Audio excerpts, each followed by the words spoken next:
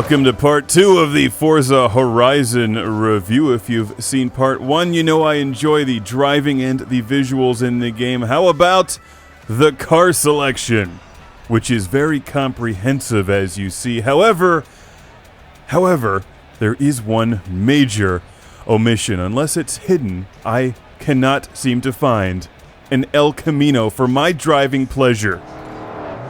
And as an El Camino owner, this saddens me. I mean, how can you put Ferrari in the game and not an El Camino? You cannot haul alligators in a Ferrari. Other than that, the car selection is, as you would expect from the Forza series, excellent.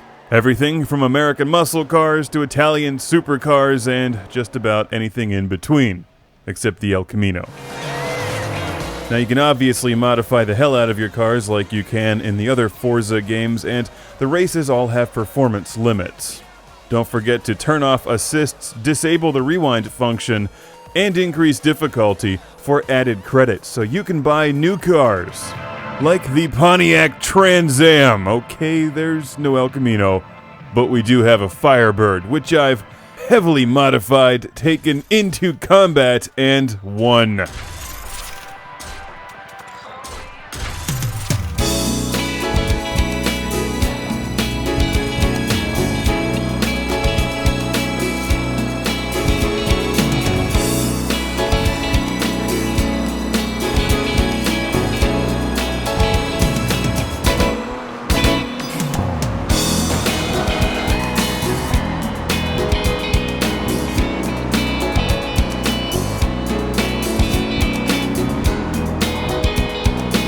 Please, with the power of a Firebird, it's all too easy. Somebody give me a challenge. How about just racing random people on the street? Yeah, you can do that. Just pull up behind them, hit the X button, call them names, and off you go. Random opponent racing, kind of like in Test Drive Unlimited. How about the popularity meter? The more crazy things you do, like near misses, spinning, drifting, or running over panda bears, makes you more popular. And when you reach a certain level of popularity in the game with a lot of fans, you open up new races and new doors. When you reach rank number 1, you go out on a real-life date with Justin Bieber. Or Princess Leia circa 1983. Whoever does it for you, you have to email Microsoft for details. So you can chain these crazy stunts together and stuff. It's a nice feature. It kind of reminds me of Test Drive Unlimited 2. Damn, I've got a ways to go before I take Princess Leia to Burger King. Not only can you modify your cars for performance, but there's a boatload of wheel options, as well as a Forza fan favorite, painting, coloring, graphics, decals. Prepare to make your cars look as crazy as you want them to. And then you can upload them and browse other people's. Now, there is online multiplayer, as you would expect. I was fortunate enough to play a pre-release copy of the game, so I did not get to test that, but I did play through the game, and I can't imagine it's all that different. I mean, it's a popular game, so you know there's going to be a lot of people driving. And did you see the flag guy just got run over? After I win this race, I'm going to drive back and pick up the money that's spinning on the ground where he was.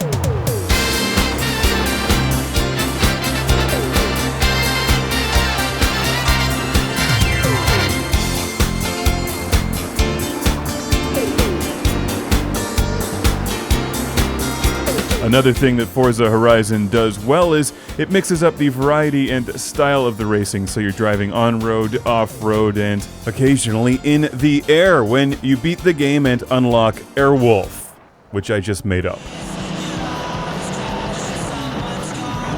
The sad thing is that I had to make that up, and I shouldn't, because developers should know that when Classic Game Room looks at a game, I expect helicopter gunships with personality.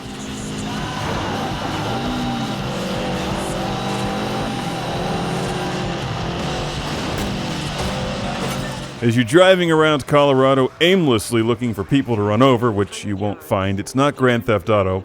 Don't forget to smash all of these signs that you see for upgrade bonuses. That's right, by breaking things you reduce the cost.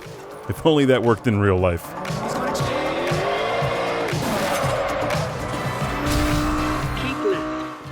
There's also speed traps with leaderboards, and you can compete against your friends.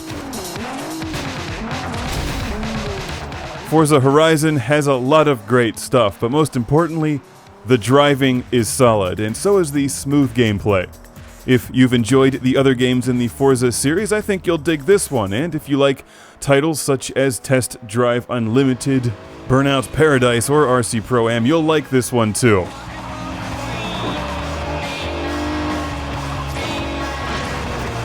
Now, aside from a few minor gripes like the lack of an El Camino Airwolf or Van Halen on the soundtrack, Forza Horizon is what it is, and it does what it should. It delivers loads of fun and hours of gameplay. With numerous difficulty settings, you can tailor the game to your style. It's highly recommended for fans of driving games. Forza Horizon on the Xbox 360. It's an exclusive, so you Atari 2600 fans are going to have to stick with pole position. Not that that's bad, but there's more cars in Forza Horizon.